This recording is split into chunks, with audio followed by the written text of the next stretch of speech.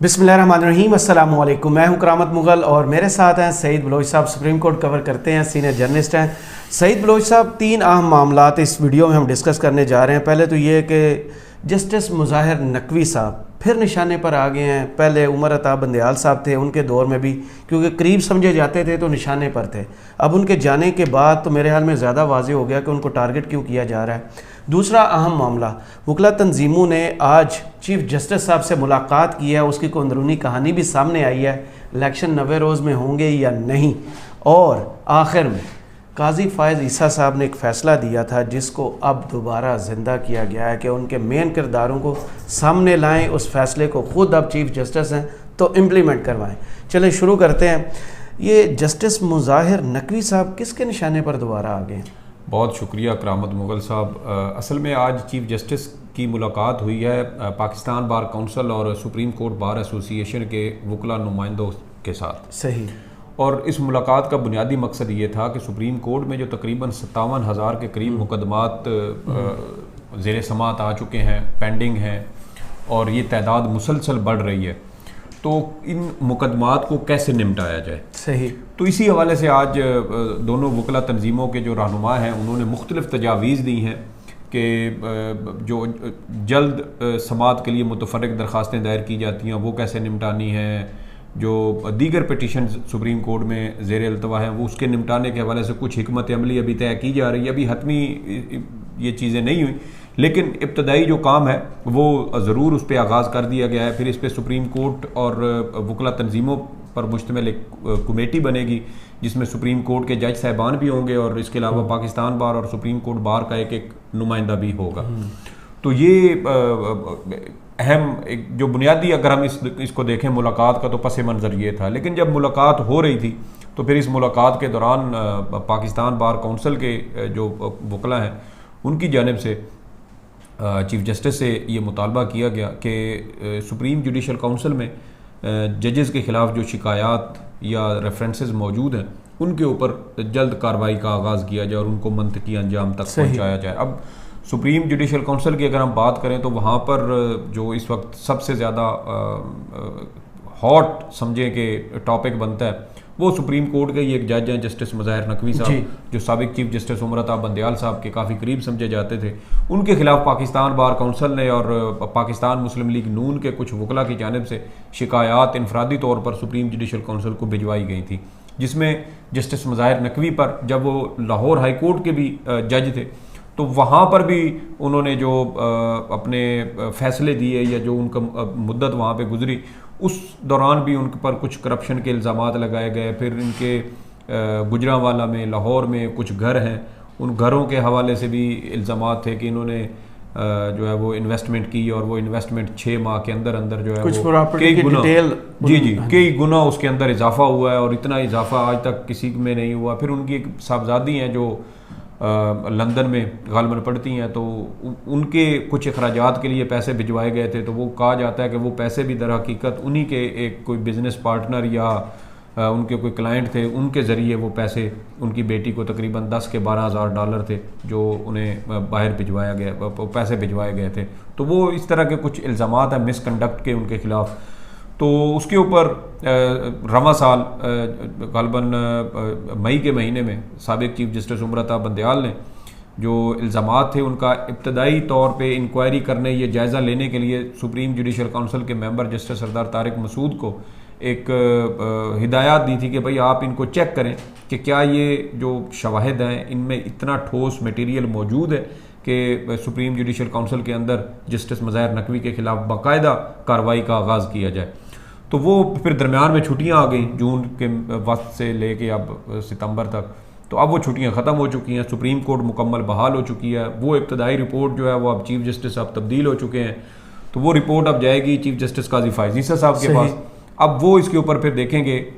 हमें जो सोर्सेज हैं जिन्होंने बताया कि वो जो जस्टिस सरदार तारिक मसूद साहब हैं उनके बकौल इन शवाहिद के अंदर ऐसा मवाद मौजूद है जिसकी बुनियाद पर जस्टिस मुज़ाहिर नकवी के ख़िलाफ़ सुप्रीम जुडिशल काउंसिल में कार्रवाई का बाकायदा आगाज़ किया जा सकता है, जिसके बाद इम्कान ये है कि जस्टिस मुज़ाहिर नकवी को बतौर जज सुप्रीम कोर्ट ओहदे से बरतरफ कर दिया जाए। तो ये आज इजलास में पाकिस्तान बार काउंसिल के जो वकला हैं उन्होंने मुतालबा किया कि वो कार्रवाई जो रेफरेंसेस ये शिकायत पेंडिंग है उसके ऊपर उसको सुप्रीम कोर्ट बार के आबिद ज़ुबैरी साहब ने मीडिया से गुफ्तगू की, बाहर आके उन्होंने इलेक्शन के हवाले से कहा कि 90 रोज़ में होंगे या नहीं। चीफ जस्टिस साहब ने इसका जवाब गोल मोल कर दिया, इसकी वजह के सामने आई। देखें इसी इजलास के दौरान मैंने बल्कि ये जो है ना vice chairman Pakistan bar council Haroon Rashid sahab और chairman executive committee Pakistan bar council Hasan Raza Pasha sahab जब वो प्रेस कॉन्फ्रेंस कर रहे थे तो मैंने उनसे सवाल भी किया। मैंने कहा आप ये बताएं क्या इस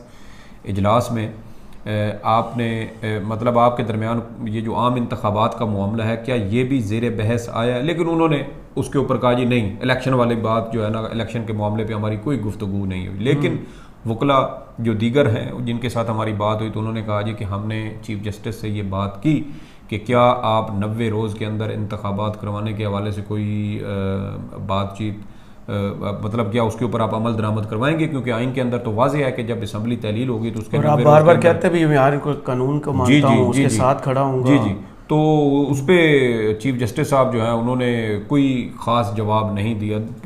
कई बार उनसे सवाल हुआ तो उस पर फिर चीफ जस्टिस साहब ने ये सिर्फ इतना कहा कि मैंने अभी तक इलेक्शन का जो कानून है वो मैंने नहीं पढ़ा, तो इसलिए मैं इसके ऊपर मतलब कोई मजीद बात नहीं कर सकता। जो एक्ट है उसको पढ़ा नहीं है। जी जी, तो अब मामला जिस पर इतनी बहस पिछले 6 माह से जी जी, इतने 6 माह से भी नहीं, देखें 8-9 माह बनते हैं।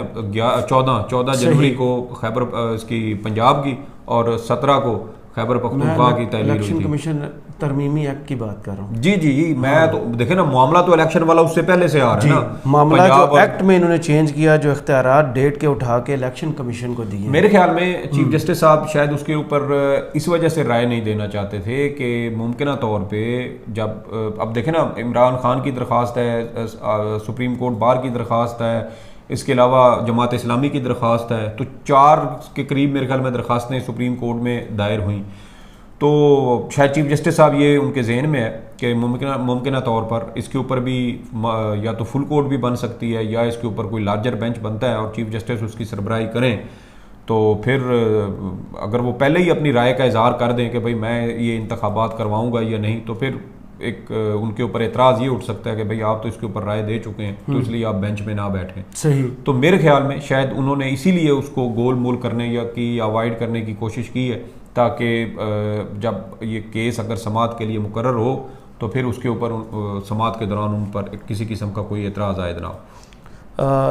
चीफ जस्टिस साहब काजी फायज़ ईसा साहब ने फैज़ाबाद धरना केस का फ़ैसला दिया था।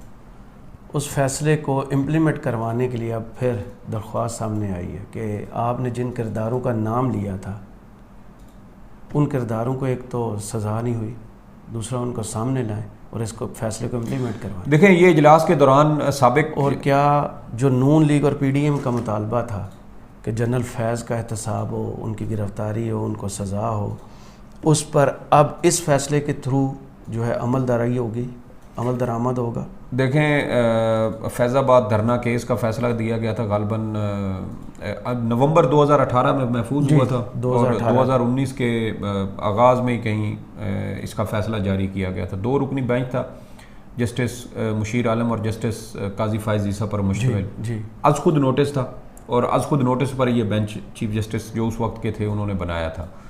लेकिन जब ये फैसला आ गया तो उसके ऊपर अमल दरामद नहीं हो सका जैसे होना चाहिए था, क्योंकि बहुत सारी इसकी वजूहात होती हैं। तो हुआ यूँ कि अब आज जब ये मुलाकात हुई तो उसमें साबिक वाइस चेयरमैन है पाकिस्तान बार काउंसिल के जनाब आबिद साकी साहब, लाहौर से उनका ताल्लुक़ है, बड़े मंजे हुए वकील हैं, सीनियर वकील हैं। तो आबिद साकी साहब ने जो है वो उनसे ये बात की, तो उन्होंने कहा कि चीफ जस्टिस साहब क्या आप फैज़ाबाद धरना केस का जो फ़ैसला है उसके ऊपर अमल दरामद करवाएंगे?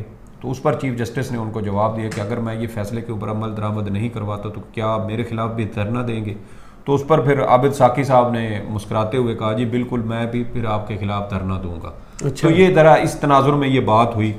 लेकिन अब अगर ये चीज़ इस मुलाकात में उठाई गई है तो इम्कान है के चीफ जस्टिस काजी फायज ईसा तो साहब। कड़ियाँ सारी जाके तो जनरल फैज़ पे मिलती हैं। बिल्कुल मिलती हैं, सिर्फ जनरल फैज़ पर नहीं बल्कि उस वक्त के आर्मी चीफ भी शायद इसकी जद में आएंगे और उस वक्त के DGISI भी आएंगे, क्योंकि जनरल फैज़ उस वक्त DGISI नहीं थे, DGC थे, जो इंटरनल विंग कहलाता है उसके सरबराह थे।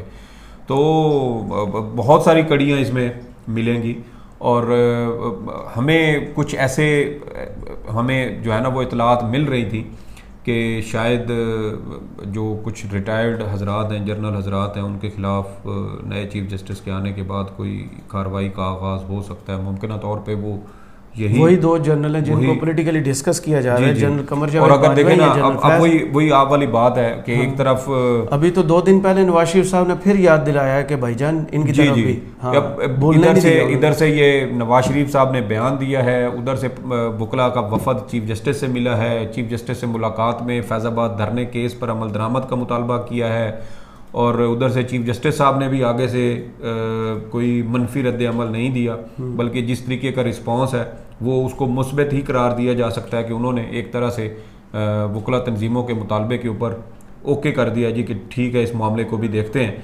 तो ये जब मामला आगे बढ़ेगा तो आगे इलेक्शन का माहौल बनेगा, फिर पाकिस्तान मुस्लिम लीग नून का बयानिया, फिर साथ ये चीज़ें अगर उसके साथ चलती हैं तो आहिस्ता आहिस्ता वो हमें नज़र तो आ रहा है कि शायद ये चीज़ें उसके साथ अलाइन होंगी। तंजीमों ने क्या इमरान खान पर जो केस चल रहे हैं, जो कुछ हो रहा है PTI की ख़वातीन के साथ, जो बच्चों के साथ हो रहा है, उस पर बात नहीं की चीफ जस्टिस साहब के इनकी तरफ तवज्जो दें, मुल्क आपकी तरफ देख रहा है कि इंसाफ होना चाहिए? देखें, पाकिस्तान बार काउंसिल ने तो बात बिल्कुल नहीं की होगी और जहाँ तक सुप्रीम कोर्ट बार एसोसिएशन का ताल्लुक है तो सुप्रीम कोर्ट बार के सदर आबिद ज़ुबैरी मुतअद्दिद मौक़े पर उन्होंने जो नहीं, जब आमने सामने आज बैठे होंगे मेरे ख्याल में आज बात फारूक के बेटे को कैसे भूल सकते हैं लोग के? मैं सवाल नहीं कर सका ऐसा, वरना यकीनन मेरे ख्याल में मुझे लगता है कि अगर आबिद ज़ुबैरी साहब जो है वो थे तो उन्होंने लाजमी ये बात की होगी। उसकी वजह लोगों को बार-बार ज़मानत मिलती है, बार-बार गिरफ्तार हो जाते हैं, घरों के छापे पड़ रहे हैं। आबिद ज़ुबैरी साहब ने जब ये 11 सितंबर को फुल कोर्ट इजलास था ना नए अदालती साल के मौका पर, उस वक्त भी उन्होंने ख़वातीन वर्कर्स और सियासी वर्कर्स की इन जबरी जो कैदों में रखा गया, इनको कैदी बनाया गया, उसके ऊपर उन्होंने आवाज़ उठाई थी फुल कोर्ट के सामने, कमरा अदालत नंबर 1 में, बरी अदालत में। इसके अलावा जब ग़ालिबन चीफ जस्टिस के एजाज़ में इशाइया दिया गया था उस मौके पर भी ये नुक्ता उठाया गया था। फिर वक्तन फ़वक्तन वो मुख्तलिफ जो इवेंट्स उनके होते हैं, जैसे आप देखें कि सुप्रीम कोर्ट बार के ज़ेरे एहतमाम 7 सितंबर को इस्लामाबाद के अंदर एक वकला कन्वेंशन हुआ था, उसके अंदर बहुत शदीद किस्म का न सिर्फ एहतजाज किया गया, चला भी नहीं सकता, जिस तरीके की तकारीर की गई, एहतजाज किया गया। तो ये चीज़ें हैं, सुप्रीम कोर्ट बार की जानिब से हमें ये चीज़ें नज़र आ रही हैं, लेकिन पाकिस्तान बार इसके ऊपर मुकम्मल खामोश है, बिल्कुल आंखें बंद की हुई हैं। बल्कि यहाँ तक देखें कि जब कोयटा में एक वकील कत्ल हुआ, अब्दुल रज़ाक शर, तो उनके कत्ल के हवाले से मैंने सवाल किया पाकिस्तान बार के जो वकला रहनुमा हैं उनसे कि कोयटा के अंदर गुज़श्ता रोज़ वज़ीर आज़म के जो मुआविन ख़ुसूसी हैं अता तारड़, उन्होंने कहा जी कि मुकदमा इमरान खान के खिलाफ दर्ज होगा, और एक दिन के बाद, और मतलब जिस दिन कत्ल हुआ उसी दिन कत्ल के चंद घंटों के बाद ही उन्होंने कहा कि मुकदमा इमरान खान के खिलाफ होगा, और अगले रोज, ठीक अगले रोज इमरान खान के खिलाफ ही कत्ल का मुकदमा दर्ज होता। तो मैंने कहा क्या उस वक्त हुकूमत उनकी थी? जी, तो मैंने कहा क्या आप इमरान खान के खिलाफ कत्ल के मुकदमे की मजम्मत करेंगे, क्योंकि माजी के अंदर एक साबिक वज़ीर आज़म को कत्ल के इसी तरह के जैली और भुंडे मुकदमे में फंसा के सजाए मौत दी जा चुकी है। तो उस पर जो थे chairman executive committee Pakistan bar council Hasan Raza Pasha sahab, उन्होंने कहा जी ये मुकदमा चूँकि मकतूल के लवाहिकीन ने दर्ज करवाया तो इसलिए हम इसकी मुकम्मल हिमायत करते हैं। मतलब पाकिस्तान बार काउंसिल ने इमरान खान के खिलाफ कत्ल के एक जैली भुंडे मुकदमे की मुकम्मल हिमायत की थी। सही, चलें फ़िलहाल सईद बलोच साहब इस वीडियो में इतना ही। बहुत शुक्रिया आपका। कमेंट्स बॉक्स में ज़रूर बताइए कि ये वीडियो आपको कैसी लगी। इजाज़त दीजिए, अल्लाह हाफ़िज़।